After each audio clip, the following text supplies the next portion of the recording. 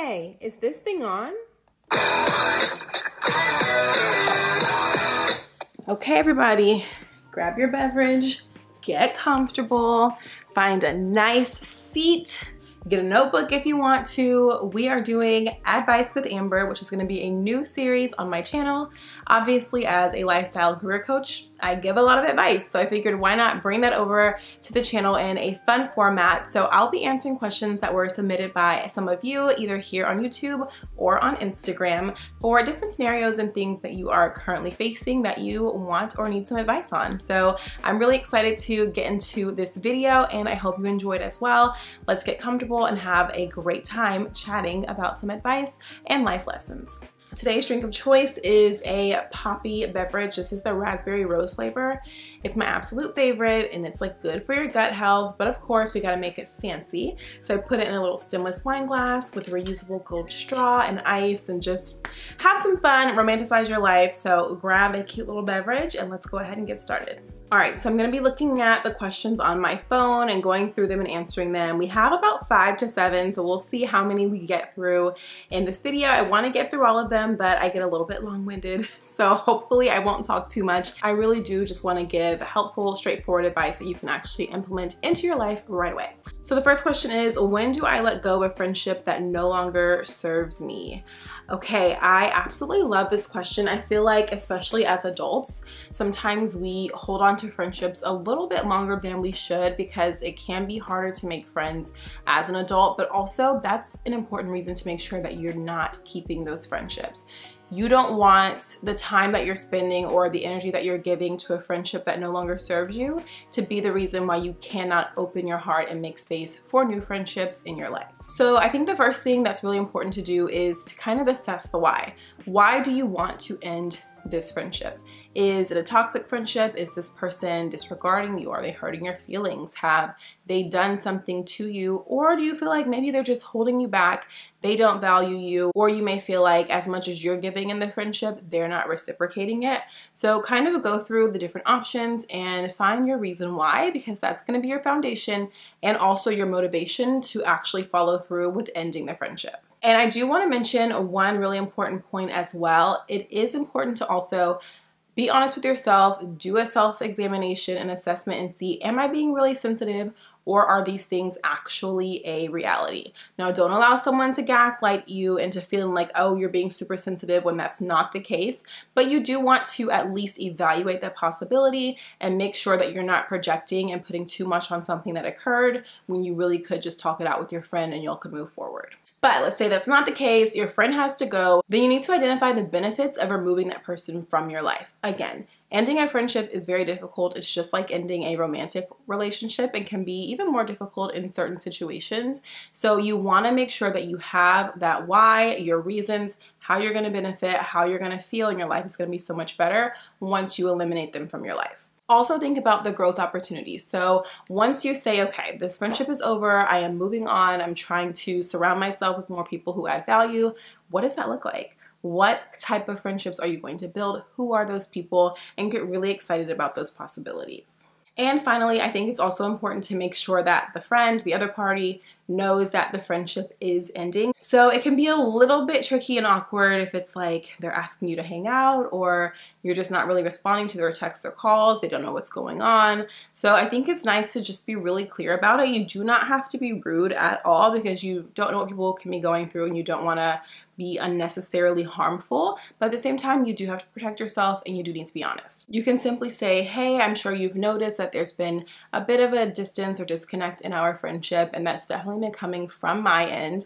At this point in my life, the direction that I want to go is X, Y, and Z, and I feel like we can't really move forward in that direction together. This is something that I want to do for myself personally on my own growth journey, and I've appreciated the time that we have spent as friends, but I know that right now this isn't the best option and I do need to end our friendship. It sounds easy if I'm just saying it to a camera. Obviously, it's a lot harder to say it to a person, but once you have it out in the open, there are no more questions, everyone's on the same page, and you can both move forward in peace, and you know, like, you've also given that person the respect, because obviously you were their friend for a reason, and so you've built some type of respect for them over time, and you want to keep that same energy even though you're ending the friendship, because it's just not something that's going to work for you in this moment. And I always say in this moment, but honestly, like as you continue to grow in life, it's probably never going to work for you again. You're not going to be friends, but you can be cordial and still have that mutual respect for each other as you move forward. And then of course, now you've got the energy, the space, the time, the freedom to go ahead and find new friends who align with your values and who can support you on your journey in the direction that you'd like to go. All right, so this next one is a little juicy. How do you know if a guy likes you? I know this is super cliche and we hear it so much, but it's literally the truth. If he wanted to, he would. There should be no questions about if a man likes you, if he is a real man who deserves to be in a relationship with you. Little boys play little boy games. So if it's kind of like, oh, he called me, he texted me, he asked to hang out, but then like I didn't hear from him. Is he ghosting me? I don't know. It's hot and it's cold. Even if he does like you, is that the kind of person that you want? You want to be in a stable, loving relationship with a man who genuinely cares about you and who's also responsible and supportive and sensitive and caring and able to provide for you and your family in multiple different ways. You don't want to have to coach someone who you're supposed to be in a relationship with, and you don't want to have to like build a man. We don't have any time for that. So literally, if a real, good, genuine man likes you, you are going to know, because he is going to say, I like you. I want to get to know you better. I'm intrigued. I think you're unique. I enjoy these things about you. It's going to be so evident that he's interested and he is going to make the move. I remember when I was on the dating scene as a young girl, I had a friend who said, Amber, you need to be with a man who looks at you like you hung the sun, the moon, and the stars. And I was like, that's kind of a lot to ask, like at that time. But now, being married almost 8 years, that's a reality. You do need to be with someone who looks at you like you hung the sun, the moon, and the stars, because you're doing life with this person and you never want to have to question if they love you, if they value you, if they appreciate you. That should be clear in your everyday life, and it should be abundantly evident, and you should feel that on a regular basis as well. So until you get to that point, he is not the one. Like, don't waste your time chasing after this man, trying to pick little pieces of things to create a relationship that's just not a reality. And even if it is for a certain amount of time, it's not going to be a relationship that you enjoy long term. And back to the idea of like, if he wanted to, he would. There's a whole full story about this, but basically, when me and my husband first met, he walked in the cold back to the party in order to get my number before he fully left. Like, hit the pavement.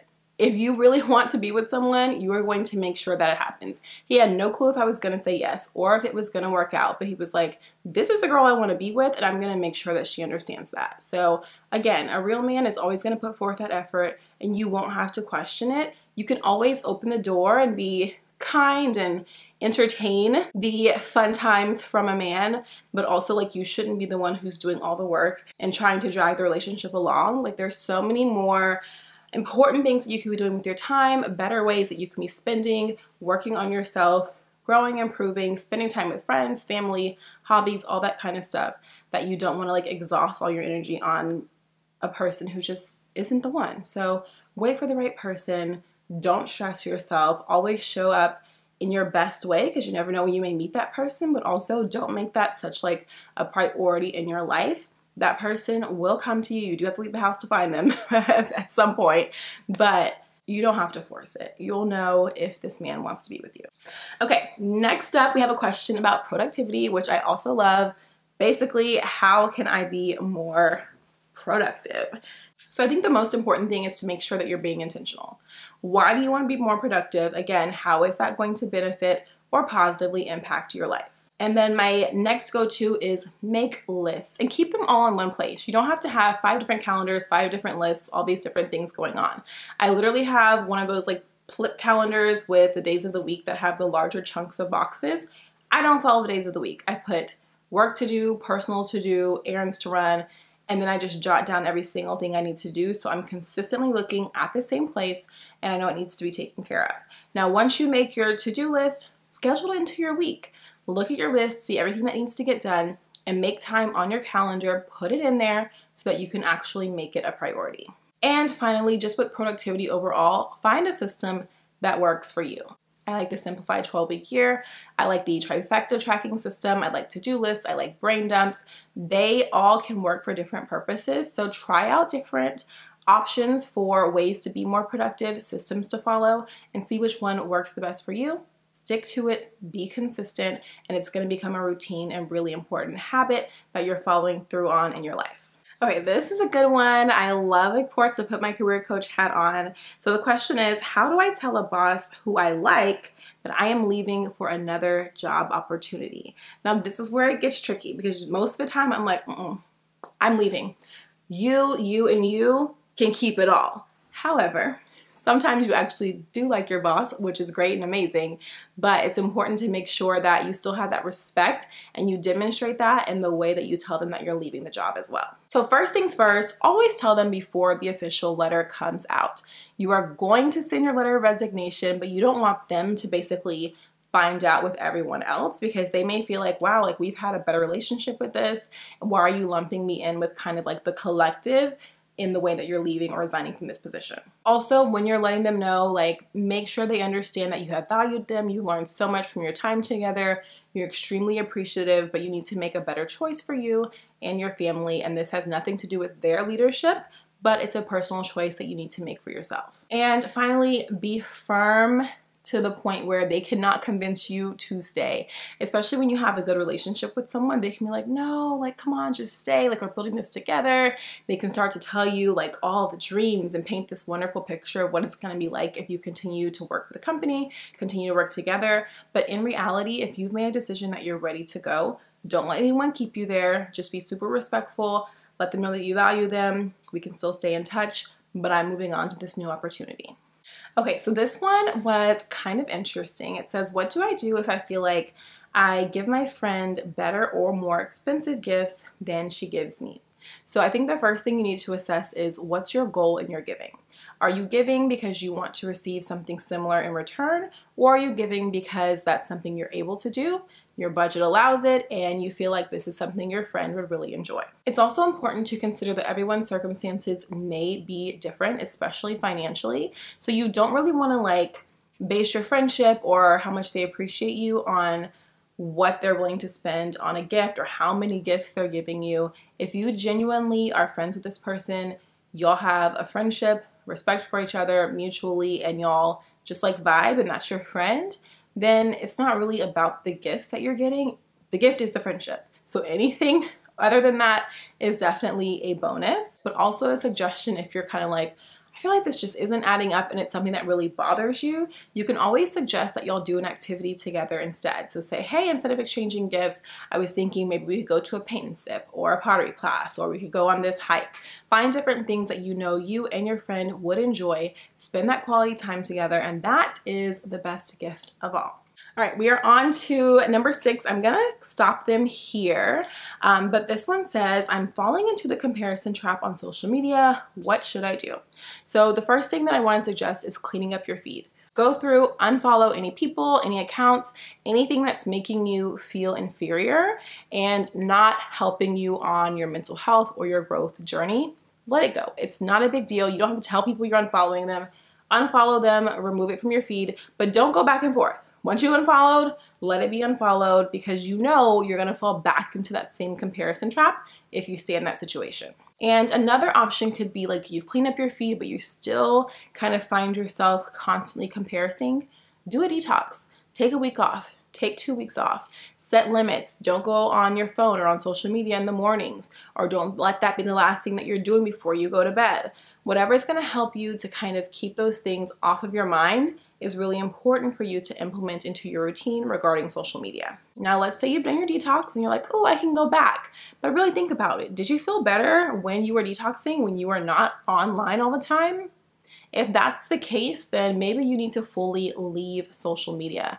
It is not the worst thing in the world to not have a social media account. And this could then allow you to fill your time with new opportunities, other activities, and things that are going to contribute to your personal growth, that are going to make you happier, that are going to bring you joy, instead of falling into the comparison trap, which literally takes your joy away by being on social media.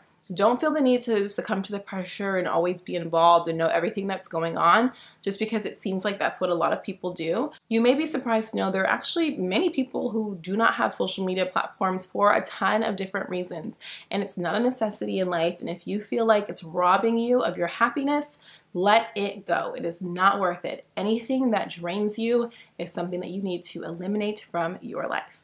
All right, so that wraps up our Advice with Amber segment, our first installment. I'm hoping that I can make this a series on the channel if y'all really enjoy these types of videos, and I hope that you found the advice helpful. Definitely add some more topics or situations or scenarios that you would like for me to give advice on in the comments section below. Let me know if you found anything helpful, if you have any questions.